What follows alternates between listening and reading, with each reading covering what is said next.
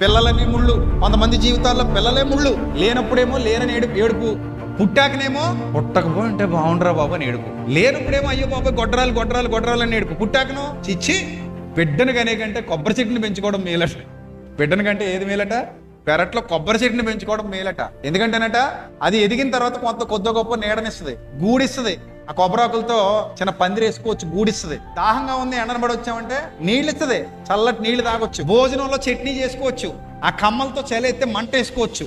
అది చచ్చిపోయిన తర్వాత గట్టిగా కూడా ఉపయోగపడద్దట మనకి, నేను కాల్చడానికి. ఇన్ని రకాలుగా పనికొస్తుంది కొబ్బరి చెట్టు.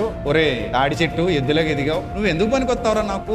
నువ్వు పుట్టినప్పుడే ఈ చెట్టును కూడా వేసానురా. మీ ఇద్దరిది ఒకటే వయసు, అదేమో ఇప్పటికీ నాకు ఉపయోగపడతానే ఉంది, నువ్వేమో ఇప్పటికీ నన్ను బాధ పెడతానే ఉన్నావు అన్నాడట ఒక తండ్రి ఒక కొడుకుతో. అప్పుడు ఆ భార్యాభర్తలు ఇద్దరు అనుకుంటున్నారు, బిడ్డను కనేకంటే చెట్టును పెంచుకుంటే మేలా ఏ అని. అలాగ వాళ్ళ జీవితంలో ముళ్ళు ఎవరంటే పిల్లలే. కొంతమంది జీవితాల్లో ముళ్ళు.